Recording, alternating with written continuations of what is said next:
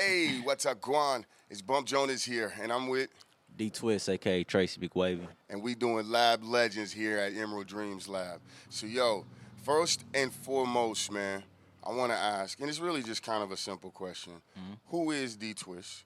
What do you do, and why? That is a interesting question. Who is D Twist?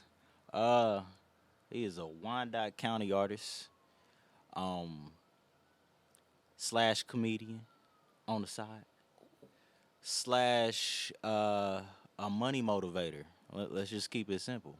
Mm, Yeah, money motivator. I I'm a like money that. motivator. He with the M's, y'all. He with Yeah. the M's. I fuck with it.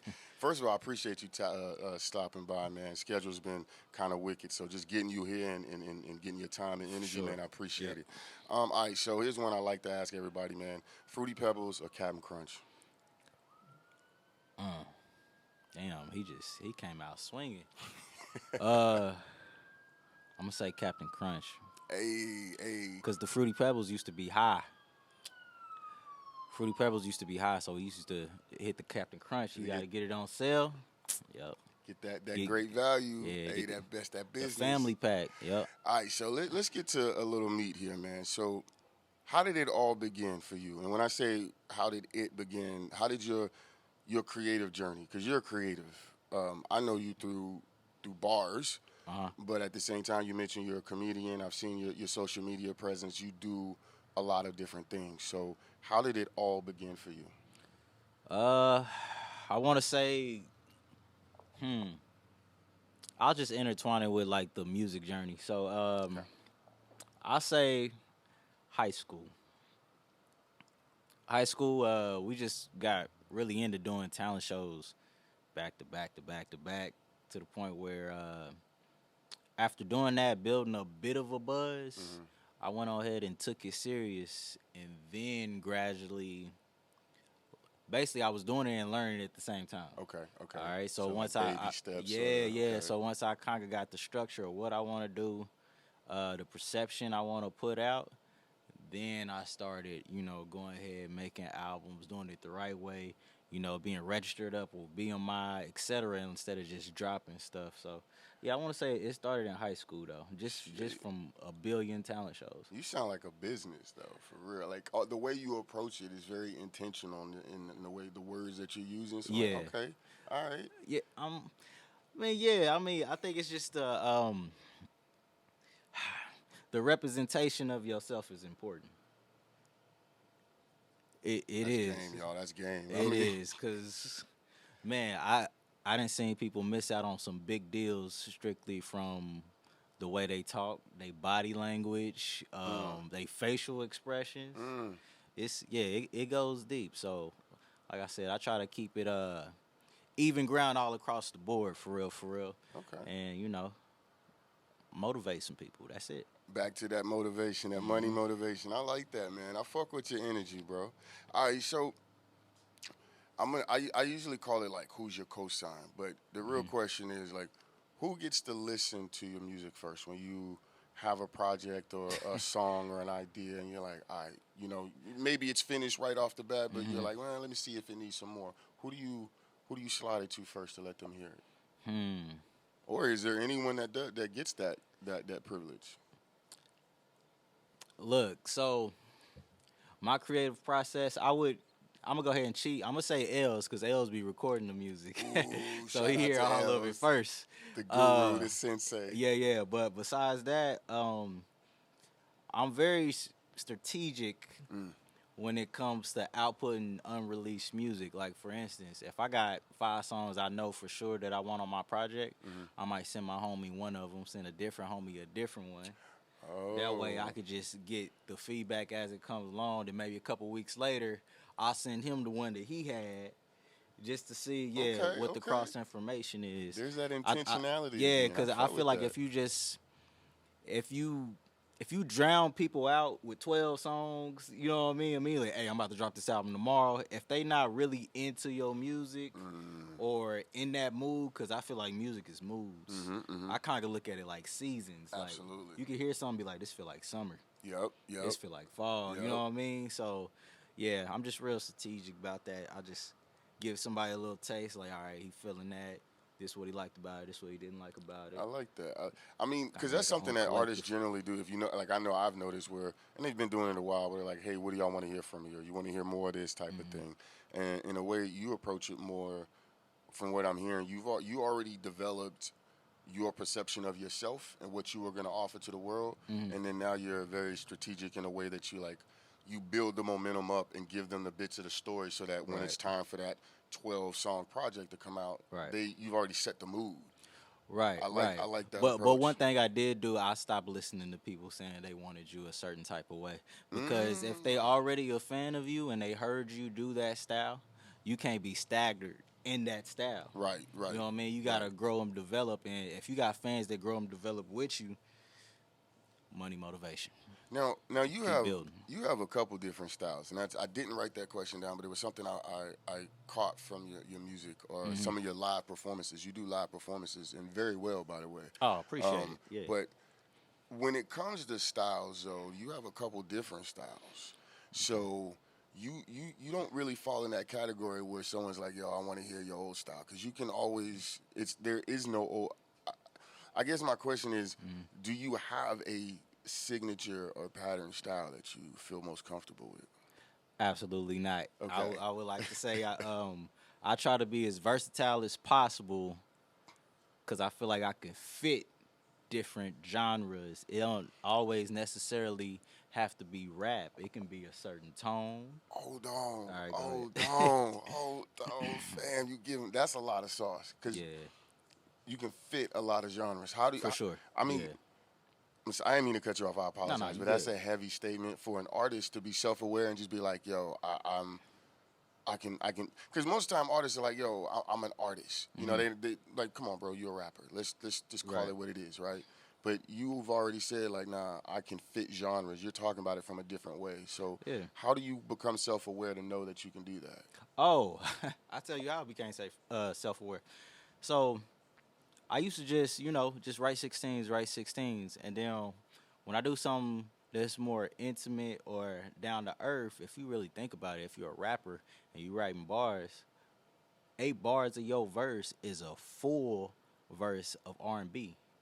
Yo, So it's like once you hit in certain pockets mm-hmm, and you can hear melodies, even if it's not your voice, mm-hmm. if you can hear the melody for it, I promise you it's there. It's a whole different I world. promise you it's there because it's way too many artists for people not to be collaborating.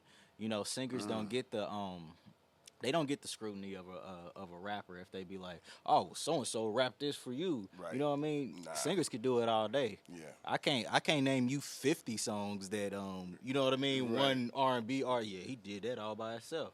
I mean, it's somebody out there you to go in your own right, whoever you are. But I'm Hey, just no, saying, it's a I totally just don't know it. collaborative Yeah, environment, not quite the same in the nah, hip hop realm as far as like collaboration goes, and which nah. is a whole other thing. You know, I Hmm. don't want to drive into that with you because that one we can go into.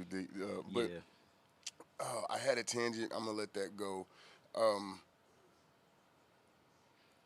I guess actually let's go here.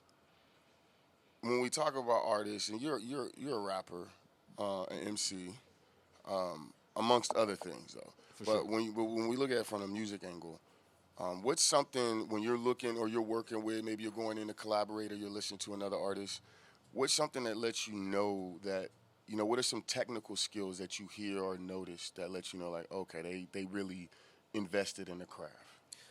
When I try to pride myself on not sounding like nobody. Mm. So when and people, I mean, everybody do it. We naturally do it. We hear something, be like, he kind of sound like. You're So going to be it, influenced in some so way. if I hear somebody, and I get that natural thing, he kind of sound like, and then I never get an answer for it. You know what I mean? Because I Yeah. listen to a lot of music, and I Yeah. never get. He sound like. Yeah. Wait a minute, he don't sound like nobody. Yeah. I feel like they study the craft because Mm. they they know what's gonna separate them. They know how to expand on their own originality. Okay. Yeah. They into they shit. Yeah. Which coming back to that self awareness, that's something that you have in spades. So for sure. Where did you pick that up? Some of it's a lot of things we learn in life are learned traits from watching stuff or reading stuff or Mm-hmm. whatever, and sometimes it's like family environments. But Mm-hmm. there's a deep sense of self awareness that you have. So I'm just curious where you got that from. Studying music. Yeah, like for real, for real. Cause I mean, I knew that this was something I wanted to do, and once I did start taking it serious, I started from the beginning. You know, Mm. I had to listen all the way through Paid in Full by Rakim and understand Yo. why it was the movement that it was. Same with even if you talk about conscious rap, like I Right. had to listen to the message and understand the impact of He took this it is way not even back. what they rapping about right Right. now, and he's bringing this out. You know what I mean? All the way up into the current state. You know what I mean? But in between, I feel like there's so many artists that have a pivotal moment. Mm. Like for instance, Lauryn Hill, right? Yeah. So if we go Lauryn Hill, you know, her album that, you know, went diamond, of Mm-hmm. course.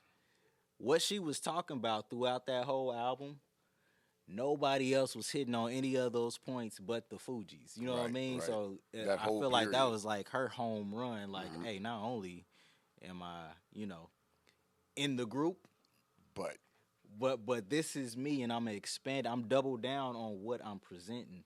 uh, You know what I mean? I'm presenting like you could say you gonna do something with your homeboy, but deep down you know you gonna be the one to do it.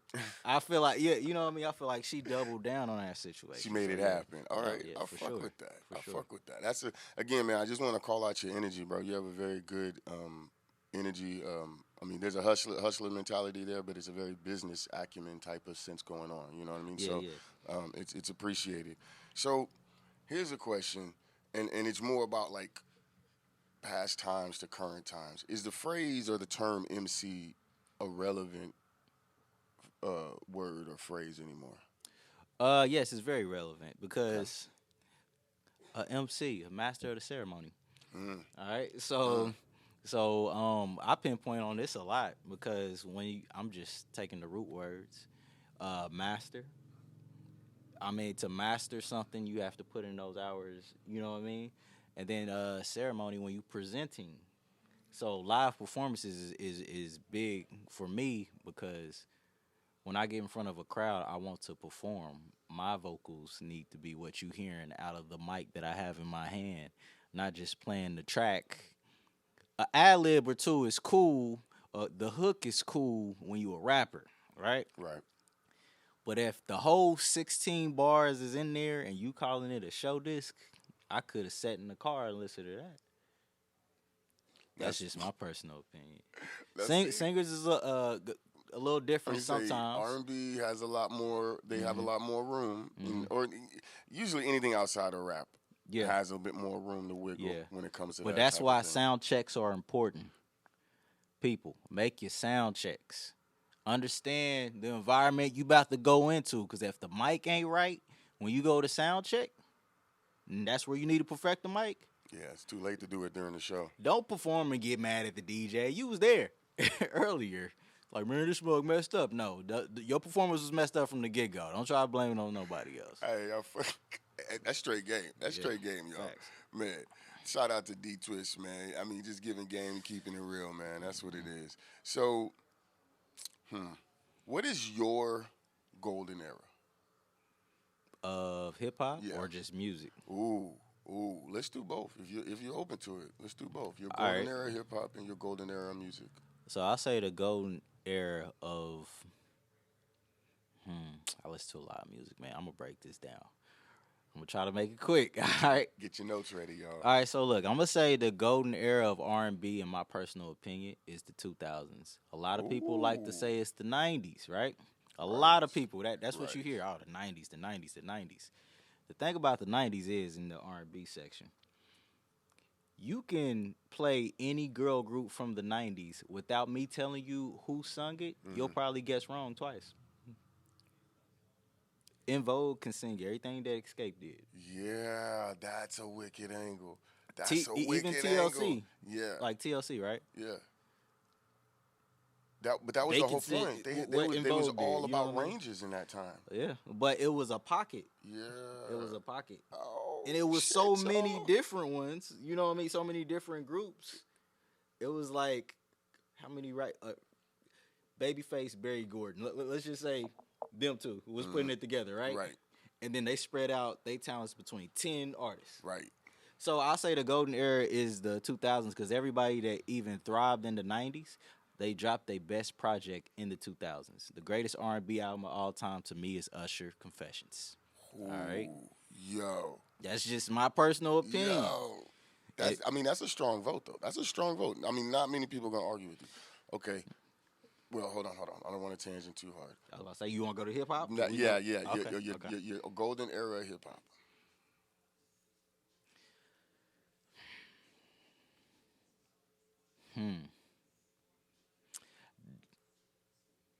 I'm gonna say,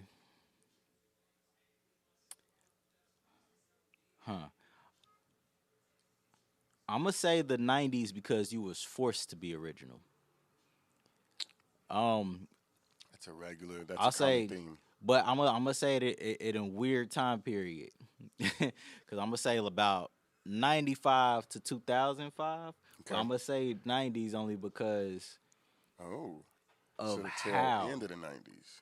yeah, towards Okay. the end. Okay. Because even if you think about like the Chronic 2001, that came out in 1999. People get so confused by the title.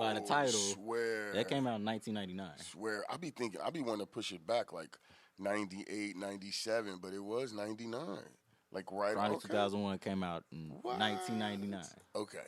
So you got to think of that evolution push from Eminem, Dre. I think probably crack rap was popping. So probably like Jeezy first starting, and that was an Yeah. error. That was That was definitely. an error. That was a whole shift. That era was so dope. It's probably one song that we know in that region that's always gonna be dope to you no matter what, and you ain't gonna ask no extra.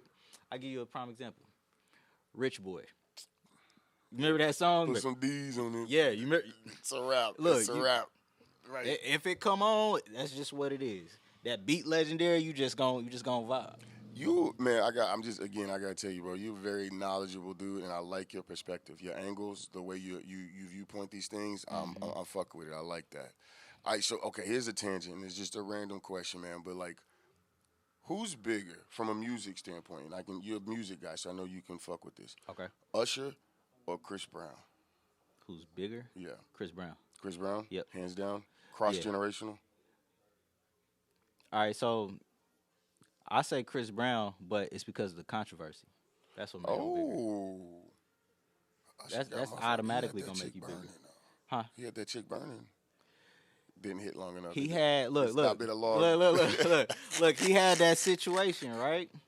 How much do they talk about that today? If Chris None. Brown drop a #1 album today, the first thing they're gonna say is his, about his past. You know what I mean? Fair. It just Fair. I mean, it is what it is. All right. Let me get a couple more, man. I appreciate your time so much, man. You mentioned that you're a comedian, and that was actually something that I noticed anyway. That you have this comedic energy. So it's good to find out, like, or get some validation, like, oh no, he is a comedian. So aside from being a comedian, how would you describe your comedy? Like the comedy you like, and also the comedy you do.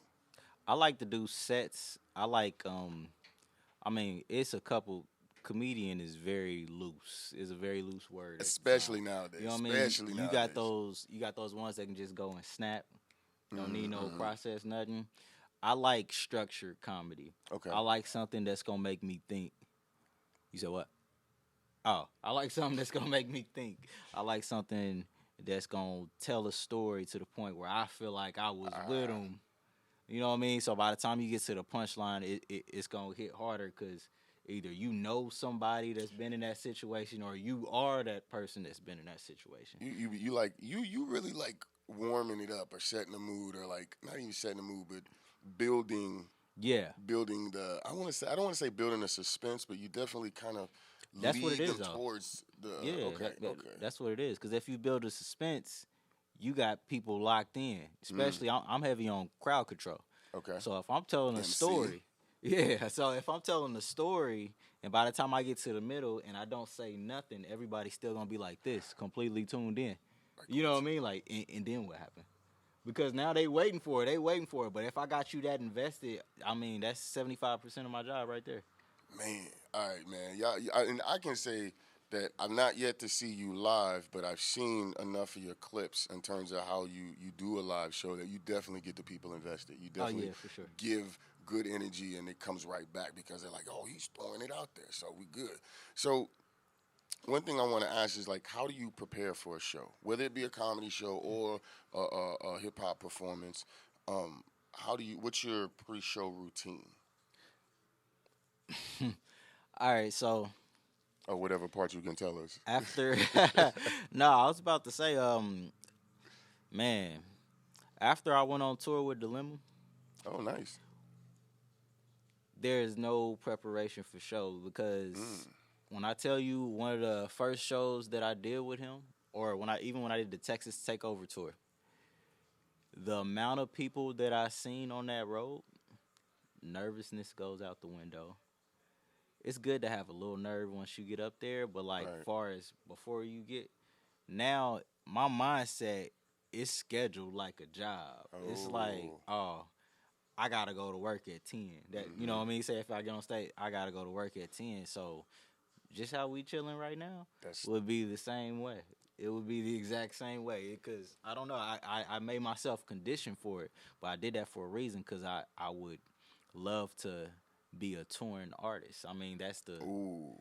it's a thing to be an artist and have good shows, but once you're a touring artist, that's why I was like big on character and how you present yourself. Because once you get in these rooms with these people, Mm. there's a certain humility about yourself that you have to treat yourself with respect, and people can gravitate to that. Man, just game, straight game, y'all, Hmm. straight game. All right, I got a couple more for you, man. Okay. Um, now this one actually comes directly from my wife, the Canna Chemist. Shout out to Thrax Pastry.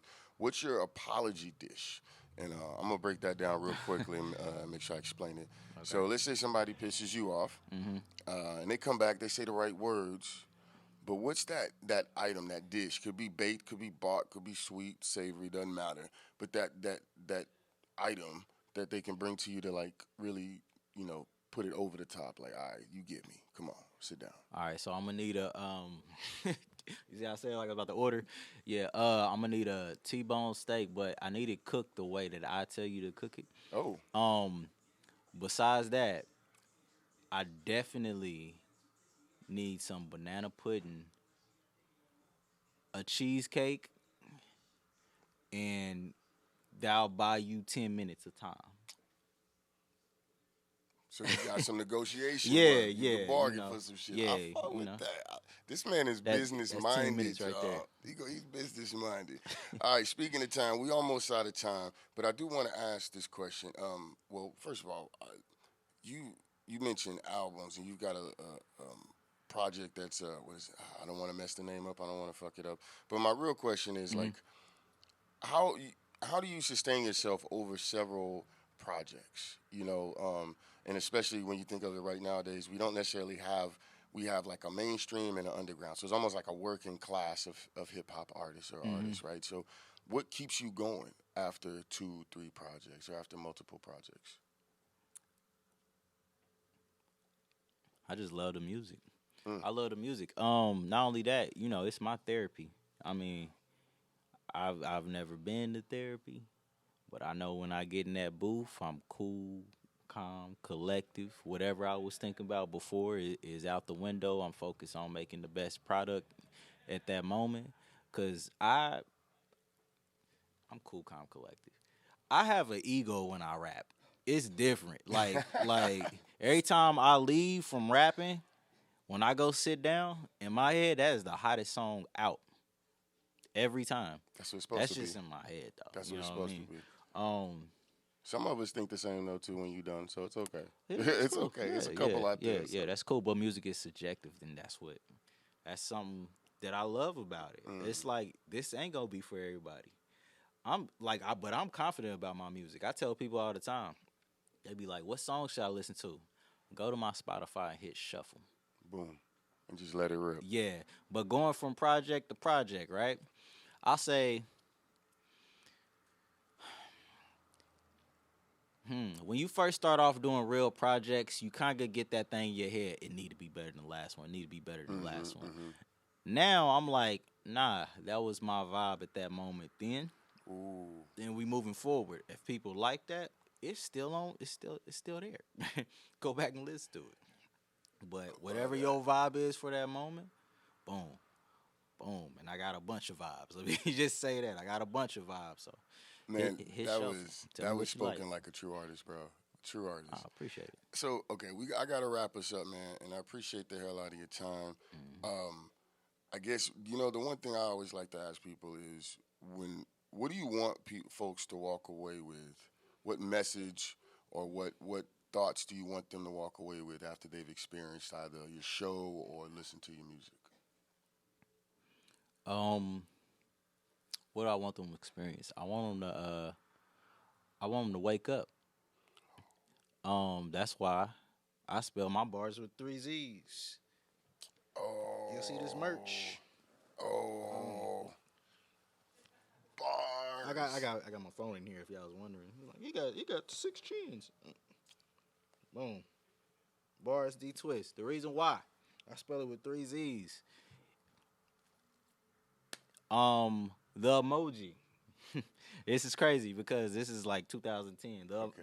No, it's 2008 because I wrote it down while I was in class. Way It's back. 2008. So the emoji for sleep Right. is right. three Z's. Right. And my thing is like, I be spitting bars, but they be sleep on me. So it like intertwines. Wake them up. Intertwines, yeah. My man's nasty, y'all. My man's is nasty. All right, bro. I appreciate you so much for your time. It's been Bump Jonas here, and I'm chilling with. Had a great conversation with. D twist. It's Lab Legends, y'all. Make sure you tap in, tune in. It's always a great time to click the link in the bio. Otherwise, love yourself like you love the world. Do something to earn your place in the world. And just be dope. Holla. Bars.